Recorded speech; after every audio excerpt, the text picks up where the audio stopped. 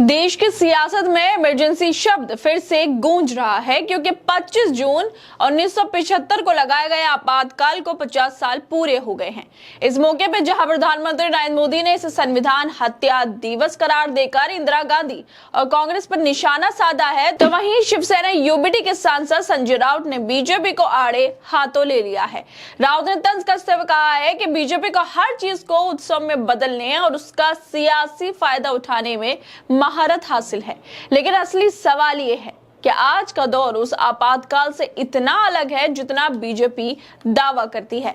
राउत का कहना है कि आज देश में पिछले 11 सालों से एक अघोषित आपातकाल चल रहा है जो 1975 के आपातकाल से भी बड़ा है।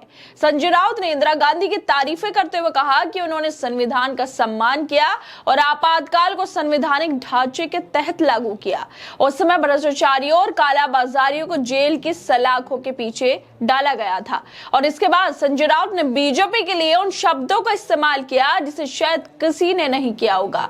एक तरफ वो इंदिरा गांधी की तारीफें कर रहे हैं और दूसरी तरफ बीजेपी में कैसे नेता हैं, कैसे बीजेपी 11 सालों से देश में काम कर रही है, कैसे उसके नेता बेलगाम हो गए हैं, गुंडई करते हैं। और सिर्फ इतना ही नहीं बल्कि संजय राउत ने बीजेपी का नाम उसके नेता का नाम अंडरवर्ल्ड से भी जोड़ दिया है, जिसकी वीडियो भी खूब वायरल हो रही है। वीडियो में संजय राउत कहते हैं कि इंदिरा गांधी के आपातकाल में सभी भ्रष्टाचारी कालाबाजारी जेल में थे।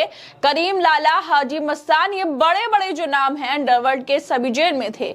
आज ऐसे सभी लोग भारतीय जनता पार्टी में हैं। अगर आज करीम लाला, हाजी मस्तान जीवित होते तो बीजेपी के मंत्री होते या उनकी पार्टी में बड़े ओहदे पर होते। क्या संजय राउत की बातों का यह इशारा है कि आज बीजेपी में ऐसे भी लोग मौजूद हैं जो दोषी हैं, आरोपी हैं, लेकिन बीजेपी के दामन में छुपे हुए हैं, उन पर कोई कार्रवाई नहीं हो रही है। राउत का कहना है कि इंदिरा गांधी ने लोकतंत्र की रक्षा के लिए बड़े कदम उठाए, लेकिन बीजेपी के राज में लोकतंत्र पर खतरा पहले से कहीं ज्यादा गहरा है। इंदिरा गांधी अगर चाहती तो पैसे और हेराफेरी से चुनाव जीत सकती थी, लेकिन उन्होंने लोकतंत्र की रक्षा की। आज हर दिन गरीबों पर जात और धर्म पूछकर बुलडोजर चलाया जा रहा है। ये जो 11 साल से चल रहा है वो आपातकाल का बाप है। आज देश में पिछले 11 सालों से अघोषित आपातकाल जारी है। इंदिरा जी लोकतंत्र की चौकीदार थी। इतने बड़ी बात, इतने गंभीर आरोप संजय राउत बीजेपी पे लगा रहे हैं कि अगर हाजी मस्तान, करीम लाला जिंदा होते तो ऐसे लोग बीजेपी में होते। तो इसका क्या मतलब है? इसका सीधे तौर पर संजय राउत की बातों का यही मतलब है कि बीजेपी के अंदर ऐसे लोग बैठे हुए हैं जो करीम लाला और हाजी मस्तान जैसे हैं। वो खास तौर पे कह रहे हैं कि बीजेपी के अंदर करीम लाला और हाजी मस्तान जैसे लोग बैठे हुए हैं जिनका अंडरवर्ल्ड से कनेक्शन है। अगर ये लोग भी जिंदा होते तो आज ये भी बीजेपी में ही होते। और वो दूसरी तरफ इंदिरा गांधी की तारीफें कर रहे हैं। इमरजेंसी को 50 साल पूरे होने पर वो इंदिरा गांधी की तारीफें कर रहे हैं और बीजेपी पर इतने गंभीर आरोप लगा रहे हैं। आज जब इमरजेंसी के 50 साल पूरे होने पर बीजेपी से संविधान हत्या दिवस के तौर पर मना रही है, राउत ने पलटवार करते हुए कह दिया है कि बीजेपी को पहले खुद को देखना चाहिए। उनका कहना है कि 1975 का आपातकाल एक संवैधानिक कदम था जिसे इंदिरा गांधी ने देश की एकता और अखंडता के लिए उठाया था, लेकिन आज का दौर इससे भी खतरनाक है क्योंकि अघोषित आपातकाल चल रहा है देश में, जिसमें लोकतंत्र की बुनियाद को कमजोर किया जा रहा है। जहां बीजेपी इमरजेंसी को लोकतंत्र पर हमला बता रही है, वहीं राउत ने इसे उलटकर बीजेपी पर ही अघोषित आपातकाल का आरोप लगा दिया है। इमरजेंसी के 50 साल पूरे होने पर संजय राउत के तीखे तंज ने भारतीय जनता पार्टी को कटघरे में खड़ा कर दिया है। उन्होंने बीजेपी पर न सिर्फ घोषित आपातकाल चलाने का आरोप लगाया, बल्कि ये भी कहा कि अगर आज करीम लाला और हाजी मस्तान जैसे अंडरवर्ल्ड के सरगना जिंदा होते तो शायद वो बीजेपी के बड़े नेताओं या मंत्रियों की कुर्सी संभाल रहे होते।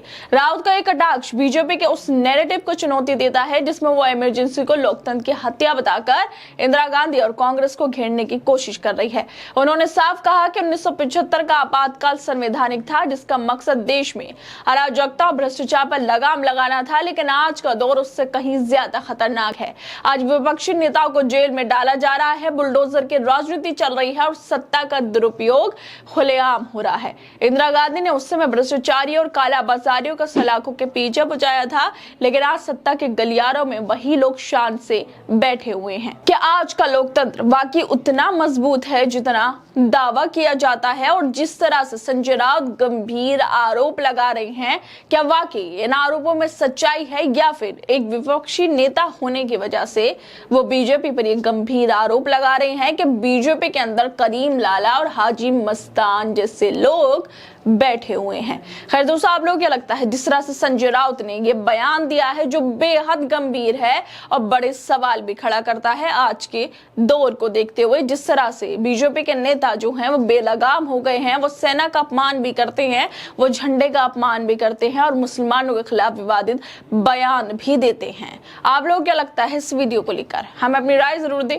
और बाकी तमाम खबरों को देखने के लिए जुड़े रहिए हमारे साथ।